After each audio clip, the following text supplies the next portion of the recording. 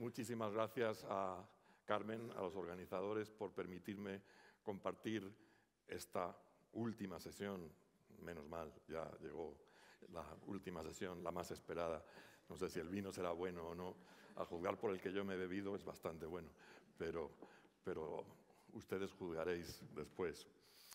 Es un placer estar entre colegas, es un placer estar dentro de mi familia profesional y de vez en cuando también es un placer estar en casa, estar en tu país, ¿no? Hace por lo menos, yo creo que por lo menos 5 o 6 meses que Carmen me llamó para pedirme que viniera a Soria a este evento. Y yo sabía que no le podía decir que no, es imposible, no le puedes decir que no a Carmen de ningún modo, ¿no? Pero es que además ella me planteó cuál era el tema del que quería que yo hablara. Y me dijo, ¿por qué no hablas de indicadores alternativos de calidad de la educación, de lo que no se puede medir? Ella, sabiendo que llevo 20 años entre tecnócratas, dijo, vamos a ajustarle a este un poco y tal, y a ver si es capaz de pensar de otra manera y es capaz de imaginar o de plantear cómo sería un sistema de indicadores de calidad no tecnocrático o no al uso como el que estamos acostumbrados. Claro, a mí me hizo clic la cabeza y dije, a mí, qué interesante, ¿no? Qué desafío. Para mí era un desafío intelectual y profesional. Se me olvidó decirle, me interesa mucho lo que me planteas, no sé si a la audiencia le va a interesar también, pero egoístamente hablando a mí me interesa mucho. Y por tanto vi que tenía 2 desafíos. 1, responder a la pregunta, nada fácil. 2, intentar que además la respuesta fuera del interés de mis colegas del mundo de la educación. Yo lo he intentado. A lo largo de estos meses he tenido un monólogo interior al respecto, dándole vueltas y vueltas al problema que me planteó Carmen. No exagero si digo que en prácticamente todas las reuniones aburridas en las que he estado, que han sido unas cuantas, yo me transportaba a este tema y pensaba, y de vez en cuando me surgía una idea y me apresuraba a tomar notas.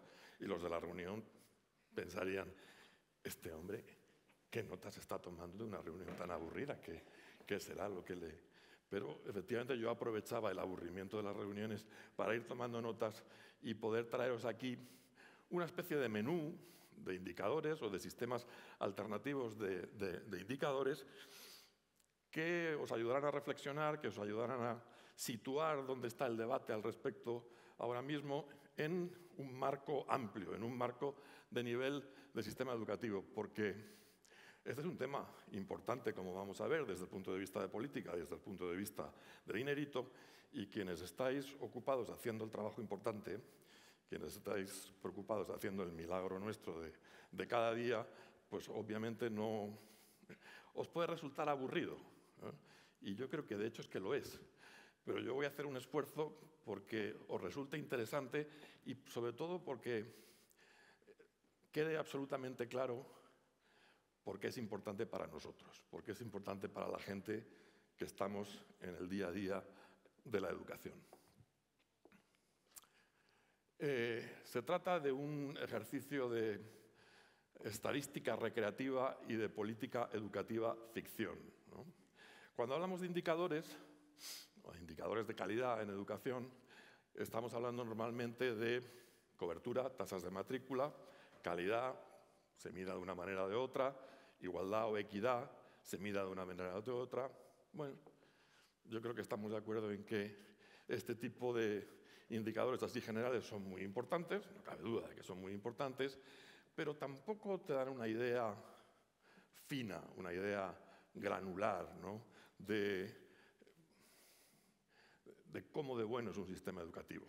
Volumen de inversión, gasto por alumno, salarios del profesorado, todo indicadores de qué le metes al sistema, ¿no? ¿Cuánto gastas? Quizá eso serviría para saber qué sistema educativo es más rico, quién tiene más recursos, quién invierte más, quién tiene más voluntad política por invertir en educación. Sí, es importante, ¿no? Pero, ¿y la felicidad? Y yo no había escuchado antes la presentación de Carmen, por cierto, va a parecer que sí, que las hemos preparado juntas, pero no. Esto de la felicidad, Yo creo que seguro habéis leído más de una vez a muchos economistas de nueva escuela y a muchos periodistas decir que esto del PIB, del Producto Interior Bruto, del Producto Interior Bruto per cápita, de la renta per cápita, que son los grandes indicadores de desarrollo económico y de riqueza de un país, se habían quedado obsoletos. Y que había que aprender de Bután, ese pequeño país en el Himalaya, que es el primero que empezó a pensar que el desarrollo de un país y la riqueza de un país debía medirse en términos de felicidad y no en términos de riqueza económica. Es cierto que la riqueza económica ayuda mucho a la felicidad, no la da, según dice el dicho, pero ayuda bastante. Pero hubo un cambio, hay un cambio de mentalidad entre los propios economistas más ortodoxos, diciendo, bueno, pues que a lo mejor estos tipos ahí de Bután tienen razón. Y estamos midiendo lo que no importa. Estamos evaluando lo que no importa y estamos tomando decisiones en función de datos que no son tan relevantes como creíamos. Es mucho más importante medir la felicidad que medir la riqueza y tal. Y de ahí el que en poco tiempo se creó ese índice de desarrollo económico, ese índice de desarrollo humano que utiliza Naciones Unidas, que matiza muchísimo más la cosa, y de ahí el que se haya empezado a hablar del Producto Interno de la Felicidad de un determinado país o de una determinada región. En educación, por tanto, os habéis planteado a lo largo de este evento si era posible enseñar y aprender la felicidad. Yo creo que sí, difícil, pero creo que sí. Y yo me pregunto ahora cómo puede montarse un sistema de indicadores alrededor de la idea del bienestar educativo, que me parece algo más asequible, y alrededor de la idea, en definitiva, de la felicidad. Como decía Carmen, son indicadores difíciles o imposibles de medir, pero para cualquiera que haya trabajado con economistas de la educación, cualquiera que haya trabajado tiene claro que todo tiene que medirse. Es muy importante medir, porque medir es saber, medir es conocer y medir es poder tomar decisiones. Sobre todo, esta pregunta: ¿qué importa en educación? ¿Dónde hay que mirar para saber cómo de bueno o de malo es un sistema educativo? Esto tiene importancia en el debate público, en el debate político. Nuestro sistema es mejor, es peor que el de los países de nuestro entorno. Vamos a más, vamos a menos, el nivel sube, el nivel baja. Tenemos un desastre del sistema educativo, tenemos un sistema muy bueno, pero además de eso, dependiendo de dónde miremos, dependiendo de qué indicadores usemos, podemos saber dónde hay que invertir, dónde hay que poner el dinero, dónde hay que poner el esfuerzo, dónde hay que poner el capital profesional, qué importa. No vaya a ser que estemos valorando y mirando lo que no importa o importa menos. Y esta cuestión de qué importa o qué no importa y de dónde ponemos los recursos, de dónde ponemos el dinerito, no es baladí. Cambia la vida, literalmente, de centenares de millones de personas en el mundo. Porque dependiendo de estos indicadores que hoy vamos a visitar, vamos a hacer una excursión por distintas posibilidades, por un menú muy amplio, dependiendo de cuáles sean los que elijamos, hay muchos países por ahí y muchos gobiernos que van a tomar una decisión u otra. Y de esa decisión, como digo, depende la vida de todo el país. En algunos casos, en países que no tienen recursos naturales y que no tienen una base económica sólida y demás, esto es una cuestión existencial. Es una cuestión de desaparecer, sobrevivir o no sobrevivir. No me quiero poner excesivamente dramático, pero es para que quede claro que esto no es una cuestión simplemente tecnocrática y de 4 tipos que cruzan datos y los manejan con un ordenador. No, esto tiene consecuencias muy importantes. Y el problema gordo en esta década del siglo XXI es que estas mismas preguntas son preguntas con truco porque el debate educativo está fuertemente politizado. Y aparte de que esa frase de estar politizado suena también dramática, me gustaría poner un ejemplo para que quede claro qué es lo que entiendo o qué es lo que quiero decir cuando digo que está fuertemente politizado. ¿Qué es calidad? ¿Qué es calidad de la educación? Calidad de la educación es lo que dice PISA, por ejemplo, es una respuesta, ¿no? Si las puntuaciones en PISA son altas, la calidad del sistema es alto. Las puntuaciones en PISA de Castilla y León son muy altas, son las más altas en España. Cada comunidad autónoma tiene una muestra como si fuera un país. Castilla y León la parte, pero las puntuaciones de España no son tan buenas. Y además hay quien dice que estamos estancados. Yo siempre digo que hacemos como el personaje de Alicia en El País de las Maravillas. Corremos muy rápido, muy rápido, muy rápido para mantenernos en el mismo sitio y eso ya es todo un logro. Porque en educación hay que correr muy rápido para conseguir solo quedarte en el mismo sitio. Si quieres avanzar, ya no te cuento lo rápido que tienes que correr. Pero bueno, aceptemos eso, ¿no? Sin embargo, este mismo año, noticia, los aprobados en selectividad se han incrementado en un 5, 10, 12, 14% en los últimos 5 años. Escándalo. Si los aprobados en selectividad han aumentado en ese porcentaje en los últimos 5 años, esto no son buenas noticias. Quiere decir que el nivel está cayendo. Quiere decir que estamos regalando aprobados. Quiere decir que nuestro sistema educativo es peor. La pregunta es, ¿qué es calidad?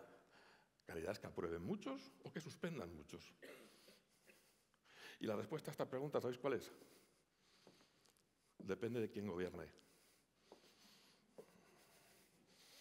La respuesta a esta pregunta depende de quién gobierne. Si gobiernan los míos, la calidad está subiendo. Si gobiernan los otros, la calidad está bajando. Y esta ley es newtoniana. Y es gracioso.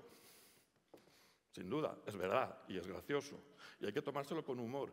Pero ¿sabéis lo que me molesta de este tema? Lo que me molesta es que este tema nos ningunea a los profes. No existimos. La calidad depende de quién gobierne.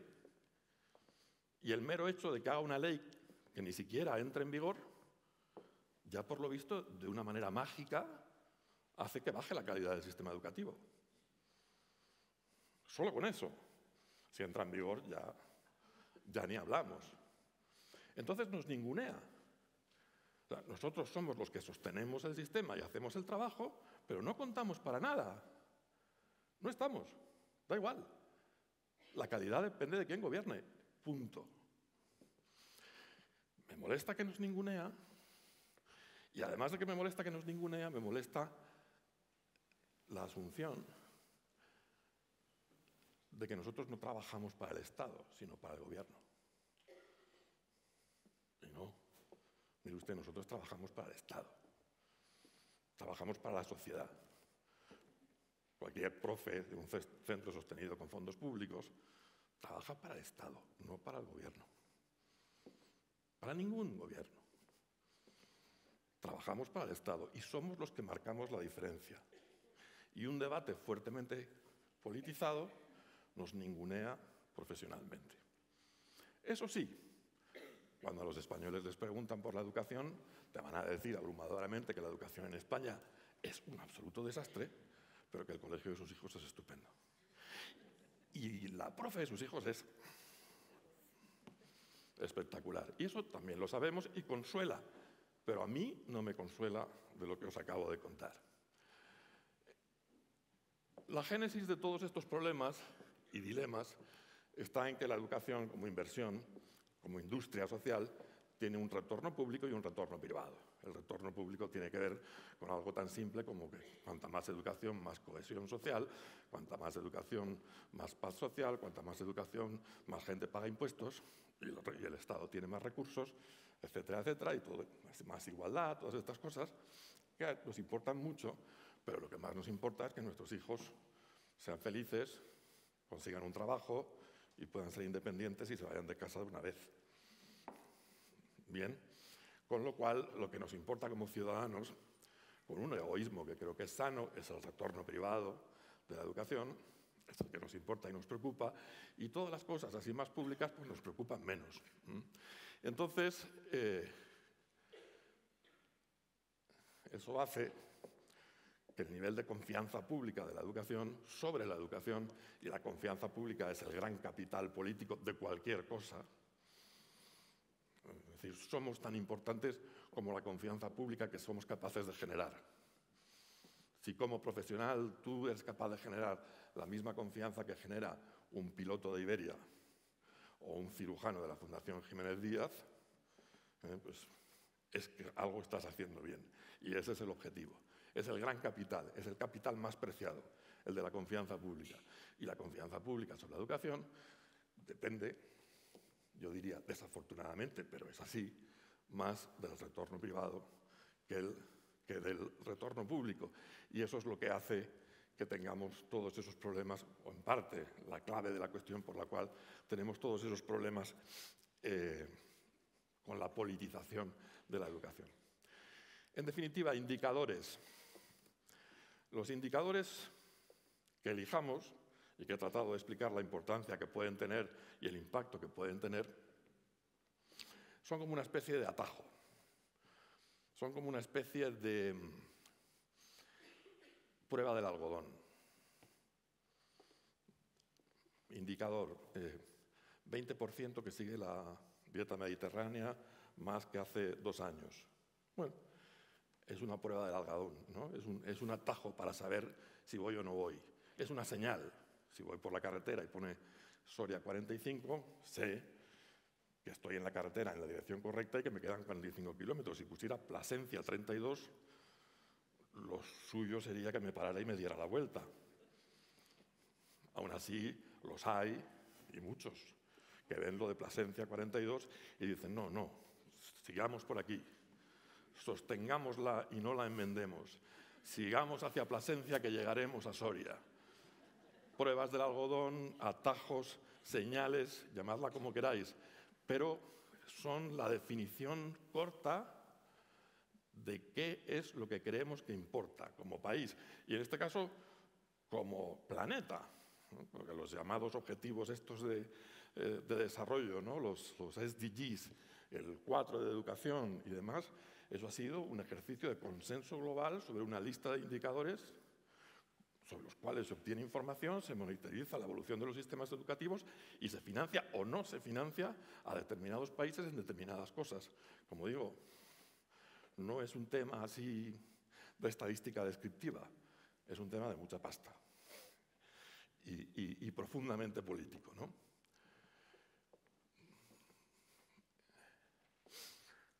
Voy con la primera entrega del menú, ¿vale? Entrantes. Aperitivos. Esto va a ser aperitivos. Aperitivos, entremeses. Por eso le llamo 101, ¿no? Curso introductorio. ¿Cuál es el fondo de armario de los indicadores en educación? El PIB que se invierte en educación.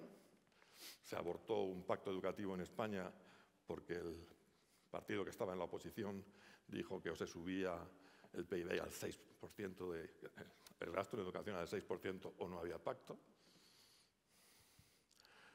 Puntuaciones de PISA, a las que ya me he referido, porcentaje de aprobados en selectividad, al que ya me he referido, y tasas de repetición y abandono escolar en primaria y secundaria. Como veis, hay un indicador de entrada, de input, cuánto es lo que gastamos, puntuaciones en PISA y aprobados en selectividad sería de resultados, y las tasas de repetición y abandono escolar, que tienen mucho que ver con la cultura propia, ¿no? Con los problemas endémicos de la escuela, del sistema educativo, sería un indicador más de proceso. ¿A quién le parece que con estos 4 indicadores podemos decir si un sistema educativo, el nuestro por ejemplo, es bueno o malo? Ágora ateniense, mano alzada. ¿Quién piensa que con estos 4 indicadores se puede tener un buen retrato robot de lo bueno o lo malo que es un sistema? ¿Alguien piensa que sí? Luego todos pensáis que no. Si alguien piensa que sí, puede decirlo. Vamos a hacer varias votaciones de estas a mano alzada de agora ateniense. Si alguien quiere rectificar, puede hacerlo, no pasa nada. Nadie pierde su identidad por cambiar de opinión. Se puede cambiar de opinión varias veces incluso. Mi abuelo decía, como no soy río, me vuelvo. Sin perder la identidad, sin perder la cara. Es decir, levantáis la mano y si cambiáis de opinión, pues luego votáis otra cosa. Bueno, el fondo de armario entonces no nos sirve. No son malos indicadores, reconozcámoslo, sobre todo el de PISA. Es el único que utilizan los medios de comunicación medios serios. Los otros no quiero decir nada. Medios serios. Entonces, no están mal. Los entremeses que os he planteado tampoco están mal, pero no convencen. Vamos a ponernos un poco más creativos. Pensar, perdón por el anglicismo, en serio, es que no se me ocurría otra cosa, lo de fuera de la caja. A ver qué tal si esto os convence más. Sueldo medio del profesorado en relación con sueldo medio de la policía. Sí, ríanse, pero dice mucho, ¿no? Son dos profesiones bastante masivas, cientos de miles de personas, por ejemplo, en nuestro país, tanto en una como en la otra, que trabajan para el Estado y que no dejan de ser cuerpos de seguridad del Estado también, ¿no? Poniéndonos un poco en plan cínicos. Pero si la policía gana más que la profesión docente, tenemos un país. Y si la profesión docente gana algo más, aunque sea poco, que la policía, tenemos otro país. ¿Sí o no? ¿De acuerdo? Luego, no es tan tontería. ¿De dónde me viene Marruecos? Trabajando en Marruecos estos últimos 2 años. La voz de muchos profes. Toda mi vida en Marruecos, los profesores hemos ganado más dinero que la policía. Desde hace 2 años se ha dado la vuelta, la policía gana más que nosotros y eso es lo que más me duele. Fin de la cita. Interesante el indicador. Porcentaje del presupuesto educativo que llega a las aulas. ¿Qué tal? Bueno, ¿no? 5, 10, 15, ¿cuánto debería llegar? Ahí está el debate. Pero si no lo planteamos, si no lo medimos, no está en el debate. Nadie habla de ello, ¿vale? Entonces, alguien saca, tal, lo propone, convence y se empieza a medir. Y empiezas a comparar. ¿Cuánto era antes? ¿Cuánto es ahora? ¿Cuál es lo ideal? Hacemos evaluaciones, calibramos y vamos viendo. Tercero, porcentaje de graduados de secundaria que se declaran negacionistas climáticos o terraplanistas. Está también muy gracioso, pero está subiendo. Está subiendo un poco y a mí me molesta muchísimo darle la razón a toda esta gentecita que dice que el nivel educativo baja, porque creo que es una fake news, es la gran fake news es esa. Pero en este tema estoy preocupado. Y cualquier otro ejemplo de ese mismo nivel que queráis podría valer. No lo estamos midiendo, no sabemos.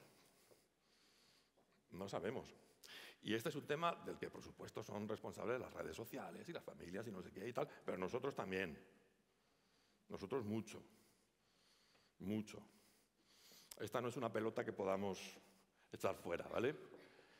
Y cuarto, tasa de pobreza en el aprendizaje, y explico la que es.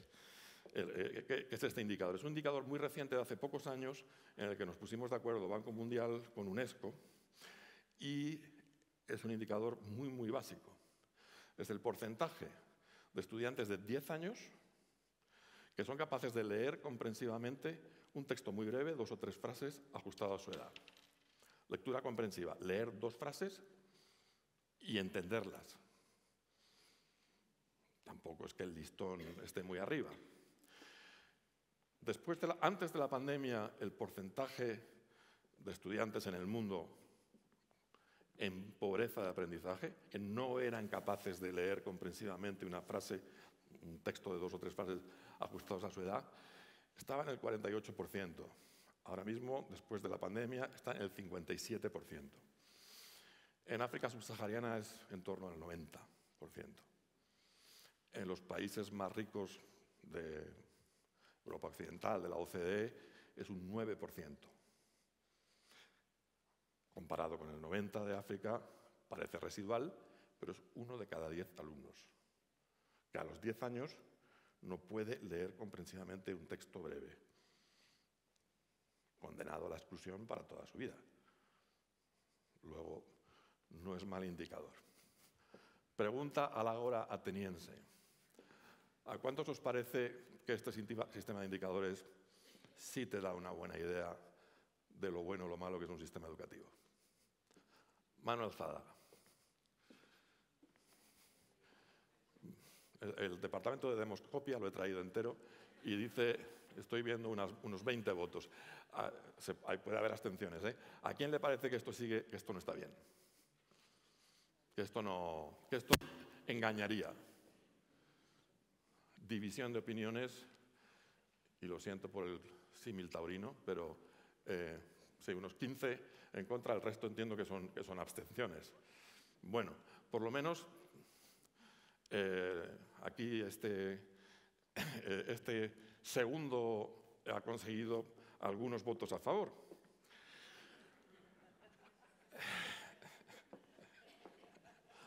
¿Por qué lo haré? Porque sonaba muy de izquierdas, ¿no? Sonaba muy de izquierdas. Vamos a ver si lo de antes sonaba muy de izquierdas, a ver qué tal suena esta. Porcentaje de estudiantes de 16 años que sabe cómo se dice desentrañar en inglés. Profes de inglés, rápidamente. Aquí, ¿quién sabe cómo se dice desentrañar en inglés? Rápido. Si a mí me dan 4.000 personas y tengo que elegir a 2 para una beca en Harvard y les tengo que examinar de inglés, puedo pasarme 4 meses haciéndoles test y teniendo una entrevista con cada uno de ellos. O, si el presupuesto que tengo es escaso, digo, a ver, niño, desentrañar en inglés, por favor. Y si encuentro uno, lo mando a Harvard. A ver, profesionalmente, ¿estáis conmigo, sí o no? Está claro. Rápido, económico, barato y probablemente la correlación entre el 1 o los 2 por 4.000 que encontrara que sabe cómo decir desentrañar en inglés, de entrada sabe lo que significa desentrañar en castellano.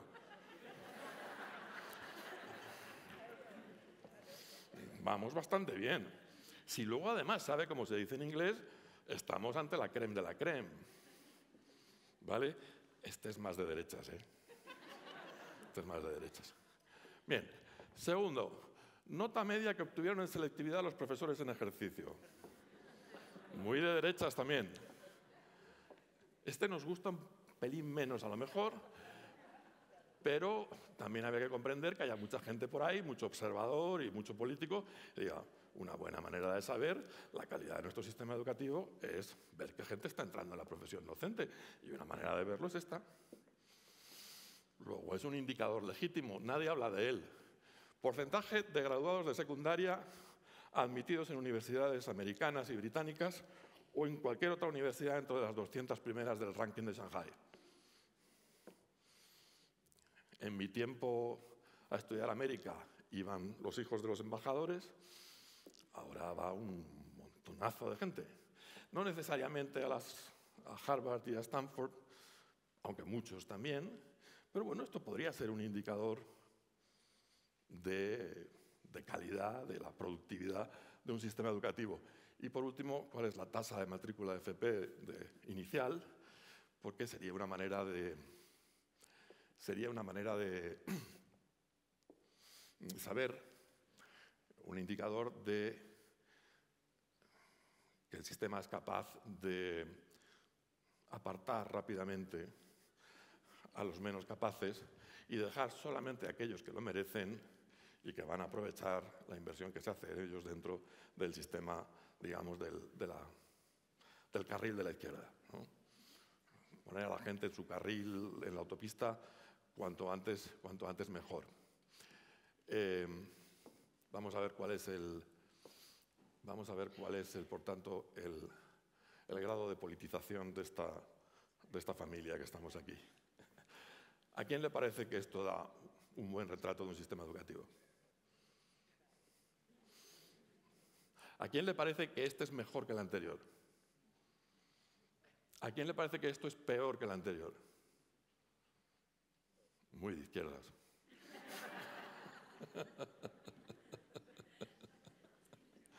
No muy politizado, pero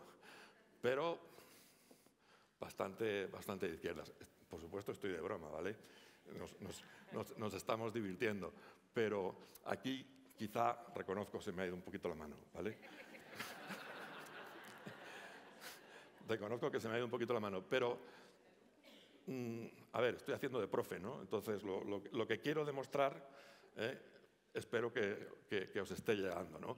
A mí, sinceramente, me parece mejor el set anterior que este, aunque entiendo que a lo mejor una combinación, además un mix, una fusión, pues podría tener interés. En todo caso, la mayor parte de esos indicadores no están en la agenda, ¿no? Una nueva vuelta de tuerca. Adivinen si esta opción es más de izquierdas o de derechas. Este es un segundo test del grado de politización de esta audiencia. A ver, nos empezamos a poner más serios, ¿eh? Una, empleabilidad de los graduados de secundaria. Esto nos gusta más bien poco a los profes, esto de la empleabilidad, porque nos parece que nos están diciendo que somos responsables de los desempleados. Y no. Solo hay una cosa peor, más dura, que ser desempleado, y es ser inempleable. Y nosotros no somos responsables de los desempleados, pero sí somos responsables de los inempleables. El desempleo causa muchos otros factores y ahora mismo tenemos un mercado laboral tremendamente hostil a los jóvenes, a nuestros graduados. Pero aquellos que son inempleables, aquellos que a los 10 años no pueden entender un texto de 2 frases, esos van en nuestro debe, ¿vale? Y no son pelotas que se puedan tirar fuera. Son pocos en el caso del sistema educativo español, pero hay que monitorizar ese indicador. Hay que monitorizarlo para reducirlo a 0. Y ahora ya no estoy de broma. Empleabilidad de los graduados de secundaria, nivel alcanzado en las nuevas alfabetizaciones, la socioemocional, la financiera y la ecoalfabetización. Carmen ha estado hablando de eso antes. El tema este de la educación socioemocional, como sabéis, es tremendamente polémico en muchísimos países. En Estados Unidos ahora mismo no puedes ni pronunciar públicamente ese concepto, porque suena tan de izquierdas, que genera todo tipo de guerras culturales, ¿no? en ese país, donde están educativamente hablando al borde de una guerra civil educativa, si no de la otra. Es curioso lo de las etiquetas, porque si educación socioemocional suena demasiado progresista y demasiado avanzado, uno dice educación del carácter. Eso suena, Y es lo mismo, Es exactamente lo mismo. Pero ya sabéis, si tenéis una mayoría de padres de derechas, el carácter. Si son un poco así, más sueltecitos, socioemocional. Estoy de broma, pero me temo que lo que digo es absolutamente cierto. Tercero, en este paquete, que creo que es el cuarto, la docencia es una carrera profesional versus la docencia es simplemente un trabajo. ¿Difícil de medir? No tan difícil de medir. Dáselo a un buen economista y te lo hace. Y no solamente por el autorreporte, ¿no? Sino indicadores concretos para poder medir este indicador. ¿Cómo sabemos que la docencia es una profesión, una carrera profesional, y cómo sabemos que es solo un trabajo? Aparte de los conocimientos técnicos, aparte del código ético, aparte de todas esas cosas. Cuando tienes un trabajo, estás mirando el reloj para ver cuándo llega la hora de irte. Cuando tienes una profesión, el reloj no existe y nunca te da tiempo a terminar todo lo que tienes que hacer. Pero para mí la diferencia fundamental entre una carrera y un trabajo, entre una carrera profesional y un trabajo, es que cuando tienes una carrera profesional, lo que más te importa, lo que más te mueve, lo que más te motiva, es ganarte el respeto profesional de tus iguales. Cuando tienes un trabajo, lo que tus iguales, lo que tus colegas piensen de ti, hombre, no es que no te importe, pero te da un poquito igual. Pero cuando tienes una carrera profesional, ganarte el respeto de aquellos a los que no puedes engañar fácilmente porque están en el mismo oficio, muchacho. Eso tiene mucha más importancia que satisfacer al cliente, que cumplir con las normas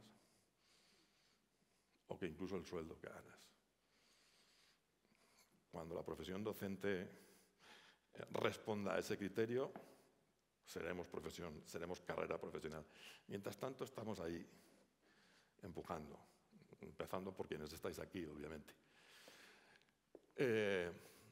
Y lo que yo llamaría el índice de personalización. Y esta es una palabra hoy complicada, porque personalización hoy también es lo que hacen las redes sociales. Personalizan el contenido al que accedes a base de likes y a base de motores de búsqueda. Personalización es que tú acabas leyendo solamente aquello con lo que estás de acuerdo de antemano, provocando lo que llamamos el sesgo de confirmación, que es uno de los grandes problemas que tenemos en educación. Conseguir que la gente lea otras cosas aparte de lo que los motores de búsqueda y las redes sociales les dicen que tienen que leer porque es lo que de antemano les gusta. Ese es un problemazo que tenemos tremendo. Pero ese índice de personalización, que va más por algo que Carmen también ha comentado al principio, sería una especie de mezcla de la cantidad y calidad de servicios de orientación personal y profesional, la capacidad que tiene el sistema de diagnóstico precoz e intervención temprana ante problemas de aprendizaje y la capacidad del sistema para acompañar y monitorizar en algo tan tremendo que es las transiciones. La transición entre curso y curso, la transición de preescolar a primaria, de primaria a la ESO, de la ESO al bachillerato. En esas transiciones se pierde muchísima gente, se queda muchísimo talento en el aire. En este curso, la semana pasada, con políticos africanos, mi slide decía Lost in Transition, en vez de Lost in Translation, ¿no? En vez de perdido en la traducción, en la película de Sofía Coppola, perdido en la transición. En África, en esas transiciones, entre el 25 y el 35% de los alumnos desaparecen. Lost. ¿Vale?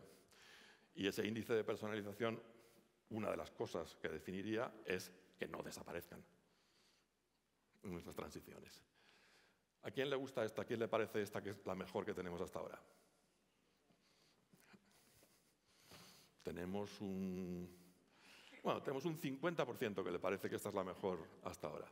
¿A quién le parece definitivamente que todavía no, que esto todavía no acaba de tocar lo importante? Sí, 50 ha dicho que sí y en torno a un 25-30% todavía dice que todavía no. Pero hemos avanzado, ¿no? Está un poquito mejor, ¿no? Tal vez lo mejor sea dejarse de procesos, porque todo eso son muchos procesos, ir a lo contante y sonante. Ahí se me ha olvidado hacer el test de politización. No, pero es que no, era 2 atrás. Bueno, nivel de satisfacción de los estudiantes y de sus familias con la educación recibida. ¿Cómo de contento está el cliente? Bueno, es un indicador, ¿no? Las empresas de electrodomésticos, de detergentes, de secadores, planchas para el pelo, hacen este tipo de cosas y el cliente está contento, como siempre tiene razón, pues es que la cosa será buena, ¿no? Valor añadido de cada centro escolar en cuanto al aprendizaje de sus estudiantes. Harvard recibe 200 estudiantes cada año, han sido elegidos entre el 1% superior de la distribución del cociente intelectual. ¿Qué valor añadido les da Harvard a esos señores? Aparte de haberlos elegido. Después de haberlos elegido y haber dicho, usted es estudiante de Harvard, ¿cuál es el valor añadido que les da a su educación? El contrafactual. ¿Qué hubiera pasado si en lugar de ir a Harvard hubieran ido a la Complutense de Madrid? ¿Cuál es su valor añadido en términos de capital cognitivo, no de capital social? Es decir, de cuánto más han aprendido, no de a quién han conocido. Capital social. Complicado, ¿no? Valor del diploma, del certificado, el que sea, en el mercado laboral nacional y global. Y sí, por fin, ya, la ratio. Ya. Ha tardado mucho en salir la ratio, me disculpáis, pero salió la ratio, ¿vale? De derechas, ¿no? Este, un poco más que el otro, un poco menos sofisticado, pero mucho más al grano. ¿A quién le parece que este es mejor que el anterior? Una minoría, ¿eh? Una minoría, pero es bastante bueno. Es bastante bueno porque esto es contante y sonante, esto es lo que se está consiguiendo. Esto se traduce también en dinerito. Eso sí, seguimos sin estar de acuerdo en qué es lo contante y menos todavía en qué es lo sonante. Así que, ¿por qué no miramos esta opción? Y prometo que no había visto la presentación de Carmen. Porcentaje de obesidad infantil. O, si queréis, de depresión adolescente. E índice de suicidio juvenil. Y ahí nos llevaríamos sorpresas. Asumimos que Japón o Corea tienen el mayor índice de suicidio adolescente y juvenil. No. Hay muchos países en Occidente que lo tienen superior. Solo que en esos países del Occidente, Estados Unidos para empezar, no es la primera causa de la muerte juvenil, mientras que en Japón y Corea sí. Pero claro, son dos cosas distintas. Porcentaje de la población infantil en situación de pobreza o en riesgo de pobreza, prevalencia de la violencia escolar, incluyendo acoso y violencia de género, y atentos a esta. Confianza o desconfianza social en el profesorado. ¿Y cómo mediríamos eso como buenos economistas? Pues yo lo mediría, para mí el indicador sería la medida en que están regulados y que se aplican la llamada cultura de la cancelación o el PIN parental. En la medida en que entran y prevalecen tanto el PIN parental como la cultura de la cancelación, la confianza social sobre el profesorado va para abajo. La cultura de la cancelación y el PIN parental son dos denominaciones de exactamente la misma cosa. Una impuesta desde el populismo de izquierdas y la otra impuesta desde el populismo de derechas. Y coinciden en una cosa, en censuraros. Coinciden en censuraros, coinciden en acabar con la libertad, no ya la libertad de cátedra o la libertad académica, sino la libertad de expresión, ¿no? Y con censurar y trufar de noticias falsas y de hechos alternativos todo el contenido de la enseñanza. Entonces, no me parece mala manera de medir la confianza social en el profesorado. ¿Vamos a sobrevivir a la cultura de la cancelación y al PIN parental? Espero que sí. Porque si no sobrevivimos a ello, nadie en su sano juicio va a querer quedarse en esta profesión. Yo no, desde luego. Aunque a mí ya me quedan pocos trienios para que me pille este tema. ¿A quién le parece esta mejor? ¿O a quién le parece que aquí hay algún indicador potente, aunque sea uno? Y me imagino que coincidimos en cuál es, ¿no? Que es el último. Bien, entonces, concluyendo, ahí habéis visto primeros platos, pescados, carnes, etcétera. Habrá quien piense que cogiendo un poco de aquí y de allá tendríamos un sistema interesante, pero el mensaje de fondo es: hay un montón de cosas que claramente serían un indicador, un atajo para saber cómo de bueno o malo es un sistema educativo, y que serían una orientación muy importante a la hora de tomar decisiones sobre dónde ponemos el esfuerzo, tanto el esfuerzo financiero como el esfuerzo humano, hacia dónde dirigimos nuestros pasos. Y yo creo que haciendo una adaptación y demás podemos ir cogiendo y a nivel de centro decir, a ver, es que lo que nos importa es esto, y hacer nuestro propio menú, ¿no? Estoy concluyendo. La educación es un servicio público y también un mercado, y por tanto iguala y distingue. No sé si me queda mucho tiempo o poco, Carmen, un poquito más, porque seguro que estáis pensando que, vale, has puesto muchos indicadores, pero tú no te has mojado, ¿no? No has dicho cuáles son los que crees tú, ¿no? Y me voy a mojar, o sea, no voy a dejar de hacerlo, ¿no? Los que tratan de igualarse en educación quieren que sea un servicio público, y los que tratan de distinguirse quieren que sea un mercado. Y dentro de nuestras aulas tenemos estudiantes que luchan por igualarse, y casi sentados al lado tenemos estudiantes que luchan legítimamente por distinguirse, por diferenciarse. Y esa dualidad es la terriblemente complicada de manejar y la que hace que esta profesión merezca la pena. Pero a nivel político está eso. Quien empuja por el servicio público y quien empuja por el mercado, porque legítimamente sus intereses van por un lado o por el otro. El Sistema Nacional de Indicadores debe reflejar lo que la sociedad quiere y espera de su sistema educativo, y los indicadores más o menos tecnocráticos que tenemos ahora son poco sofisticados y muy susceptibles de manipulación política, como el ejemplo que os ponía de si aprobar mucho o suspender mucho es la calidad. Y no es ni una cosa ni otra, la calidad es quien gobierna. Bien. Entonces, ¿cuál sería mi propuesta? Y con eso termino. ¿Cuál sería mi menú? ¿Vale? Y en este caso, no sé si os preguntaré o no, si os parece bien. En este caso, la opinión del oyente, no sé si... No, estoy de broma. También preguntaré, ¿no? Y si hubiera tiempo, además, para preguntas, protestas, declaraciones y manifiestos, pues todavía mejor, ¿no? Entiendo que estamos entre colegas. Mi propuesta sería, creo que son 2 indicadores de contexto, 2 de inputs, de entradas, 3 de proceso y 6 de resultados.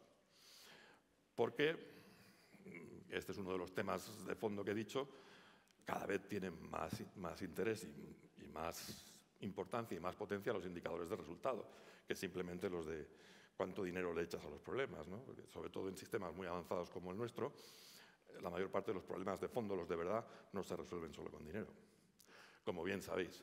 2 indicadores de contexto. 1, consenso político a largo plazo. ¿Y qué quiere decir consenso político a largo plazo? Que no haya una ley cada 4 años, que no estemos en la situación en la que estamos. ¿Qué quiere decir, curiosamente, consenso político a largo plazo sobre el tema de la educación? 2 cosas. Una, que los políticos se toman en serio la educación, cosa que no ocurre, y que por tanto hay liderazgo político en educación, cosa que por el momento no ocurre. Y 2, paradójicamente, que se despolitiza la educación. Si hay un consenso a largo plazo, como lo hay en Finlandia, o lo hay en Corea del Sur, o lo hay en Singapur, la educación se despolitiza y podemos hablar con tranquilidad a los profesionales de qué importa, de qué no importa, de cómo lo medimos, de qué medimos más, qué medimos menos, etc. Mientras no se despolitice un poquito la educación, no podemos hablar con tranquilidad. Y además nos ningunean. ¿Vale? Y 2, confianza social en el profesorado, medida de esa manera o de alguna más que podríamos seguir evaluando. Estos serían los 2 indicadores de contexto que yo elegiría. 3 entradas, gasto en becas. Simple y directo. En España estamos en 2.000 millones de euros. Gasto en becas, muy impresionante. Pocos países tienen proporcionalmente en porcentaje un gasto así. Espacio, este es más raro.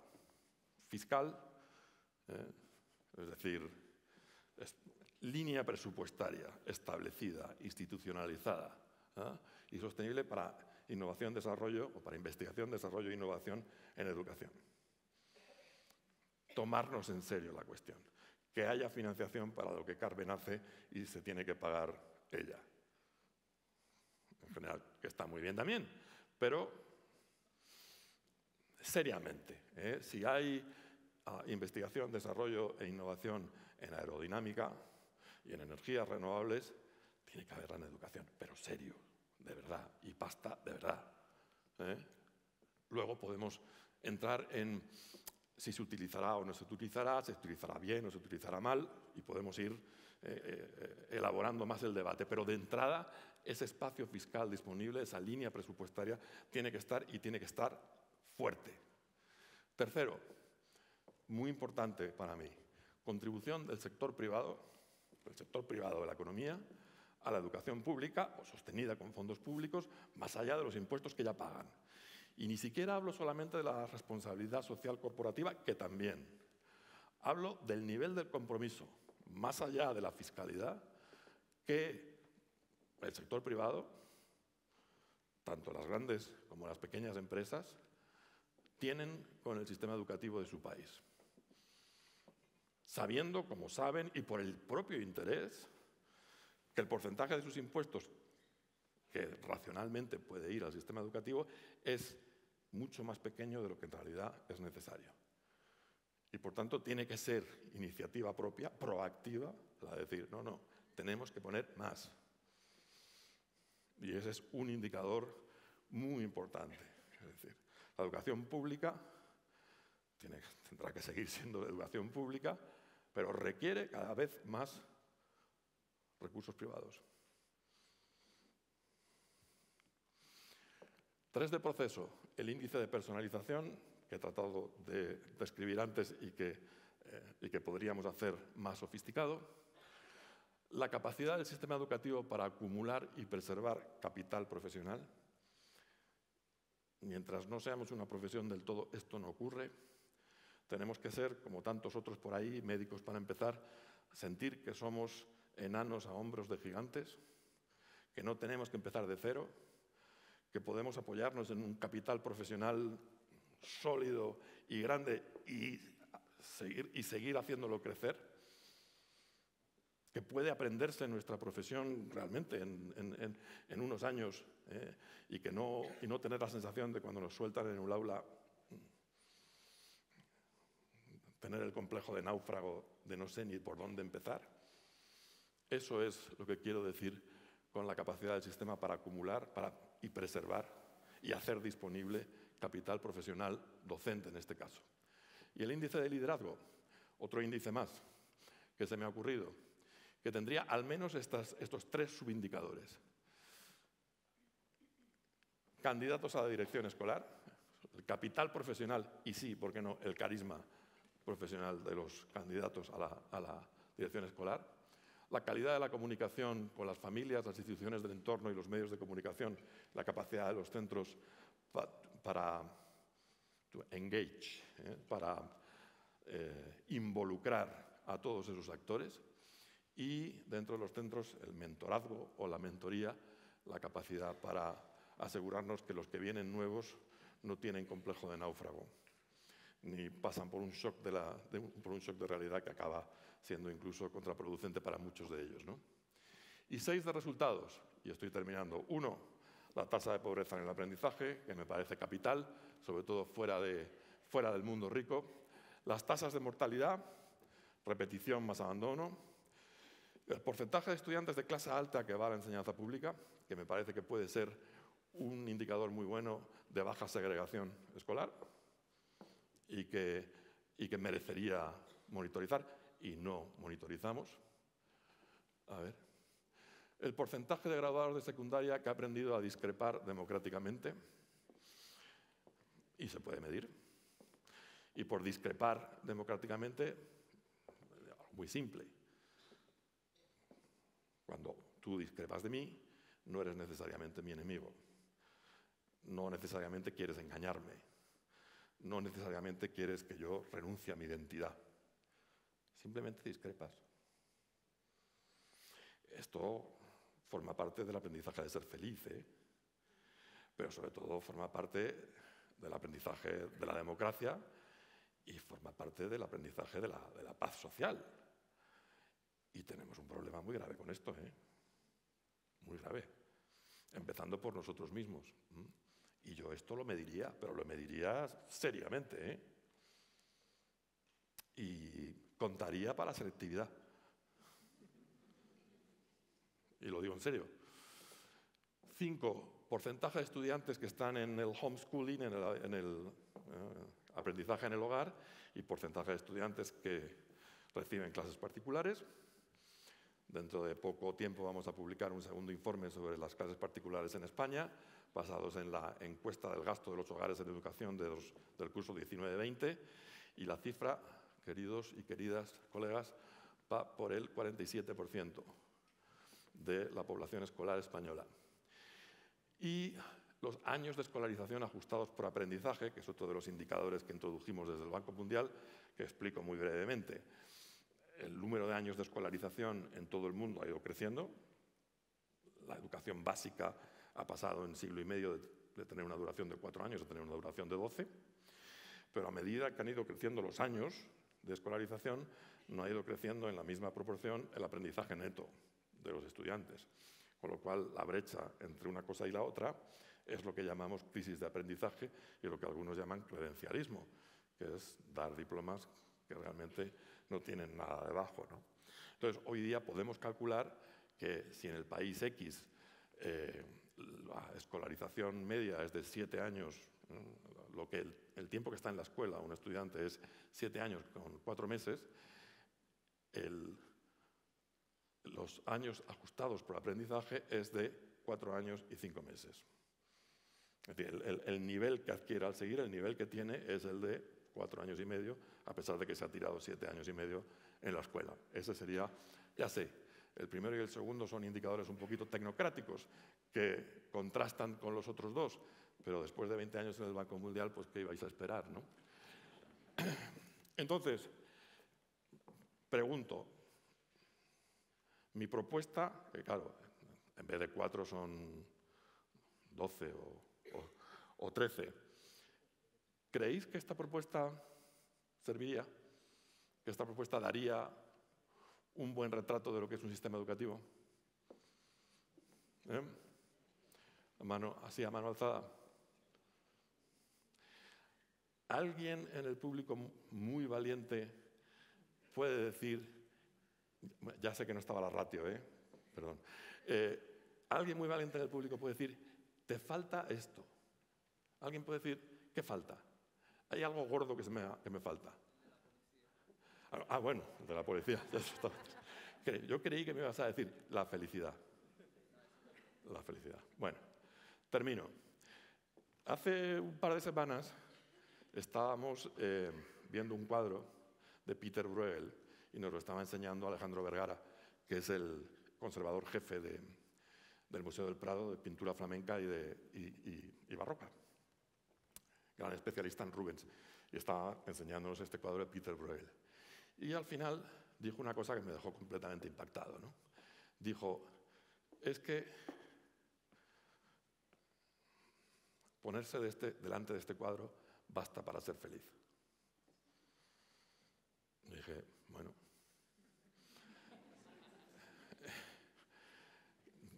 claro, me cayó la ficha, como dicen los argentinos. Claro, es que estar educado consiste justamente en eso. Sentarme a escuchar el concierto para flauta y arpa de Mozart me basta para ser feliz. Subir por el Albaicín y mirar la Alhambra desde el mirador de San Nicolás me basta para ser feliz. Y en eso consiste la cosa. Fácil decirlo, difícil hacerlo. Y lo de Peter Bruegel y Mozart y la Alhambra suena como un poco elitista, pero sin embargo el cuadro lo ves en el móvil, el concierto de Mozart sale gratis también en el móvil y los vídeos de la Alhambra desde el Albaicín son incontables. Mucho mejor ir al museo, ir al Teatro Real o ir directamente al Albaicín. Pero todas esas cosas antes tan elitistas que requerían ir a un palacio, ahora están en el móvil, ¿no? Y por tanto la felicidad podría estar bastante más cerca de lo que creemos, ¿no? La felicidad es un viaje de ida y vuelta, ¿no? Ponerte delante del cuadro e irte a otro sitio. Leopoldo Padura en su último libro la describe así. Pero el bienestar educativo es algo más, creo, menos romántico y más tangible. Y eso es lo que creo que este sistema de indicadores podría capturar. En todo caso, os agradezco mucho el ejercicio de democracia ateniense y sí me gustaría deciros que por favor, que no os dejéis ningunear por todas estas historietas, que estáis muy ocupados haciendo vuestro trabajo, pero no os dejéis ningunear. Que continuéis comunicando con fuerza y con eficacia todo lo que estáis haciendo, como es el caso de este congreso. Es muy importante esa comunicación pública. Así que mucho ánimo y, si me permitís, ni un paso atrás.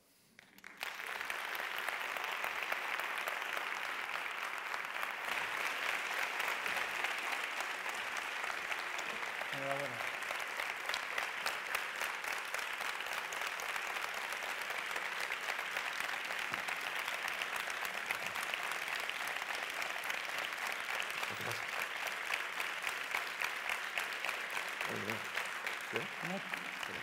No te despidas mucho porque tenemos 10 minutos para preguntas que no te habíamos dicho. Mejor. Así que, Martín, Ana, si os parece, tenemos unos azafatos, un poquito de andar por casa, pero... 2 preguntas de derechas y 2 de izquierdas, por favor. Venga, ¿quién se anima? Tenemos una oportunidad absolutamente increíble. Un compatriota nuestro viajando por el mundo. Preséntate, por favor. Soy José Manuel, encantado de la ponencia que has dado. Me gustaría trasladarte un índice que yo añadiría, que sería el del voluntariado por parte de los alumnos y de los centros escolares a la sociedad en la que están. Es un índice que cada vez estamos viendo índices más individuales y menos colectivos. Sé que a veces es como muy anglosajón, no sé si es de derechas o de izquierdas, pero sí que me parecería una cuestión importante a medir, en la medida que repercuta lo que se está haciendo en los centros escolares en la sociedad que nos rodea. Te lo compro. ¿Cuánto me pides? Es absolutamente gratis, y agradecido Gracias. por el detalle. Muchísimas gracias. ¿Has dicho que tu nombre es, perdona? José Manuel Álvarez. José No, Manuel.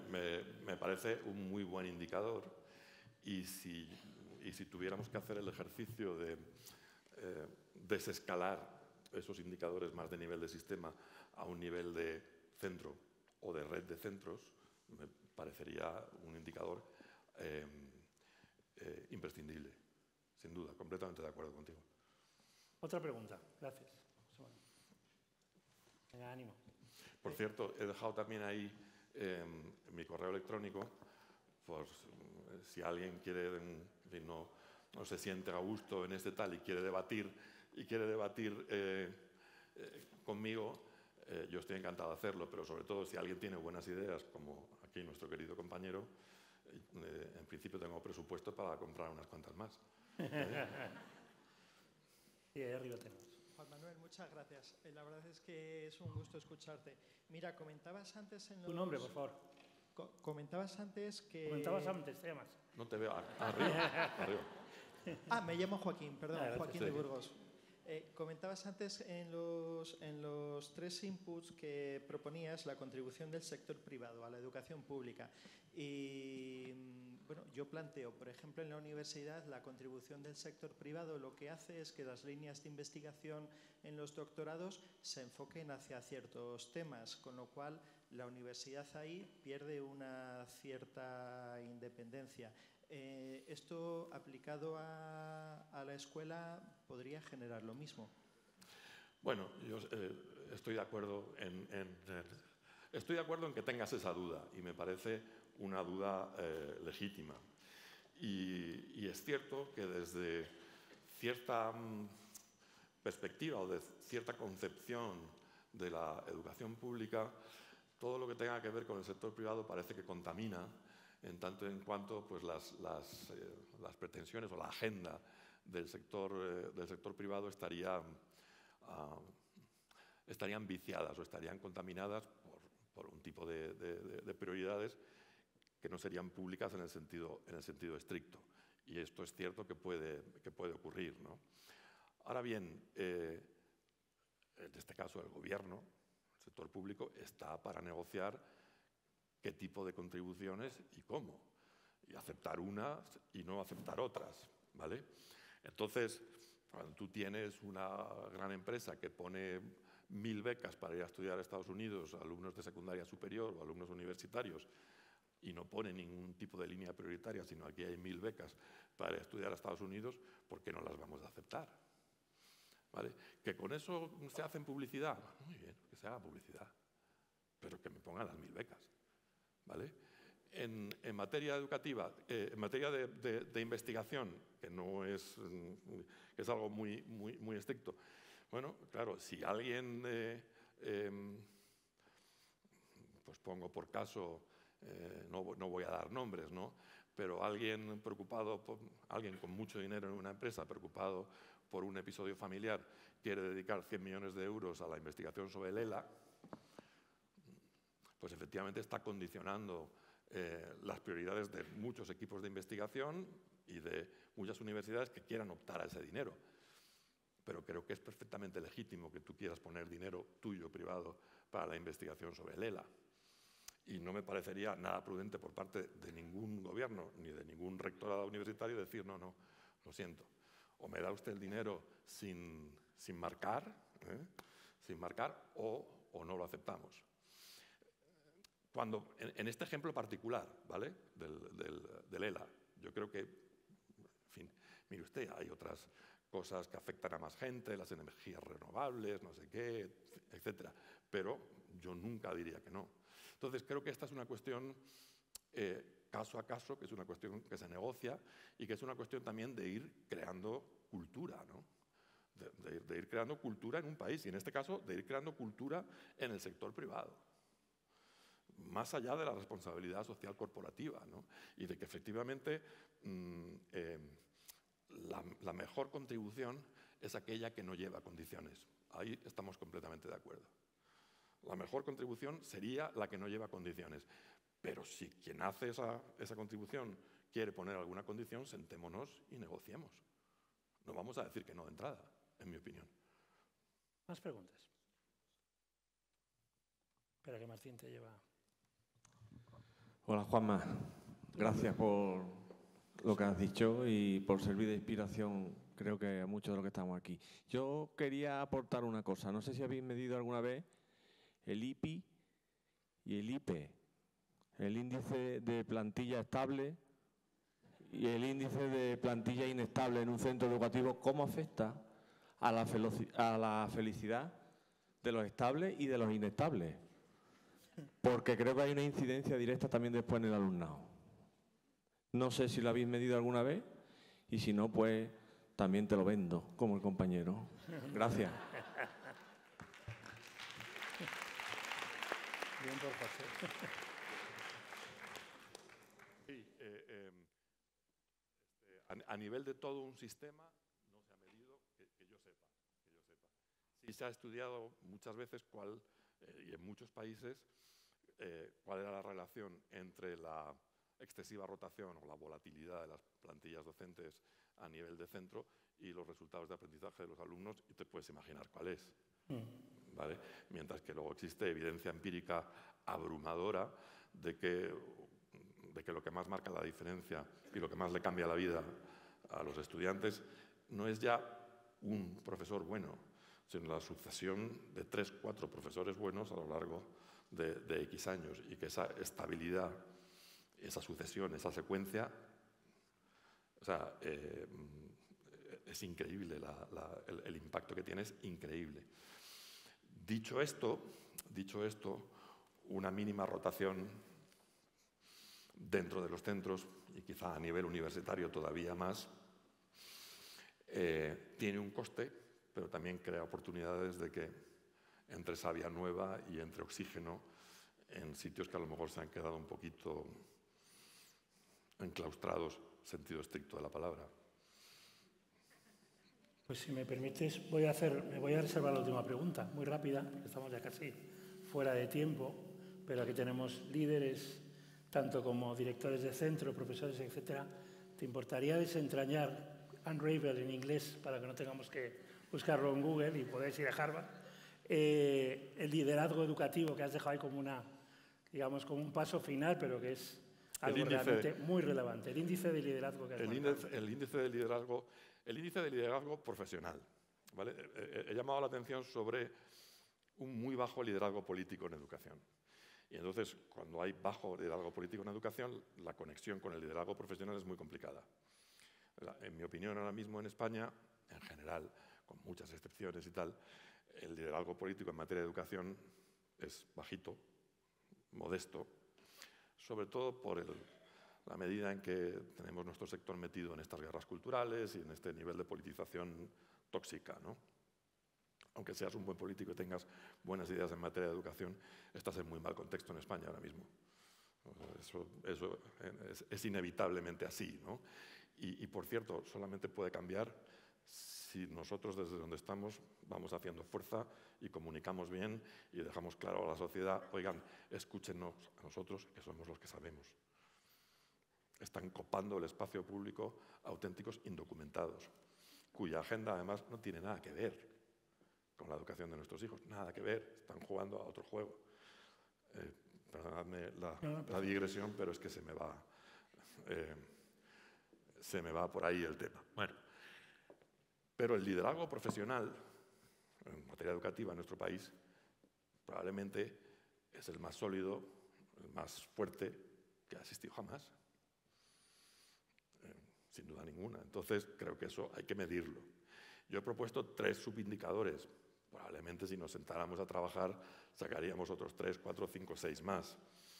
Pero claro, medir estas cosas e incluirlas en un sistema nacional y hacer un informe anual sobre cada una de ellas vale dinerito. Entonces, cada indicador o subindicador más que añadimos es más dinerito que hay que gastarse. Entonces, los indicadores son un atajo y tienen que ser económicos. No podemos poner 200, porque además la comunicación pública luego es complicada, ¿no? Entonces, hay que valorar eso. 3 subindicadores. Uno tenía que ver con el capital profesional y con el carisma de los candidatos a director.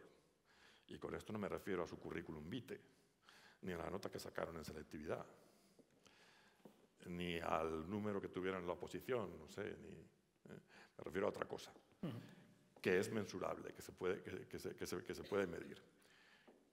A ver, que voy a volver. Espera, si nos puedes dar. Es que esto era todo, era experimental, ¿eh? Entonces, Entonces, para atrás podrías dar las estas. ¿Lo echas para atrás un poquito? La siguiente. No, no, adelante. Después de mojarse, 2, 3 para adelante ahora. Adelante. No tienes que ir bastante para adelante. No, una para atrás. Déjamelo atrás. A ver. ¿Lo tienes ahí? Ah, que no lo tienes. ¿Lo tengo yo? Sí, lo debes tener tú, porque todavía no. Ya me voy a llevar el mando a casa al final. Ya te llevas algo. A ver. Bien, ahí. Bueno, he puesto esas 3 cosas. La que me acordaba que era la de los directores, que es a los que se les considera líderes profesionales, pero va más, ¿no? Ese segundo sería un indicador de liderazgo de todo el centro. Es la capacidad de todo el centro para establecer alianzas, empezando por la más importante y la que tiene más eco en la investigación. Cuanto mayor es el nivel de implicación de las familias, mejores son los resultados de aprendizaje. Esto no hace falta haber ido a Stanford, ¿vale? Pero luego tu capacidad de establecer alianzas con instituciones del entorno, con medios de comunicación, con profesiones, con administraciones locales, va a marcar muchísimo la diferencia. Es decir, la apertura a las alianzas institucionales con el exterior es una cuestión de liderazgo institucional, organizativo, cultural del centro. Y la tercera tiene que ver con nuestra profesión, tiene que ver con esa capacidad de acumular y preservar capital profesional, que podamos aprender de los que más saben. Es muy simple. Y que los que más saben tengan como parte de su descripción laboral enseñar a los nuevos. Otra cosa que tampoco hace falta haber ido a Stanford, pero que ni hacemos ni miramos en general. Aquí sí se hace. Por eso son las 2:30 de la tarde y estamos aquí y está esto lleno. Pero este sería el constructo, ¿no? Un indicador constructo de liderazgo profesional. Juan Manuel Moreno. Muchas gracias.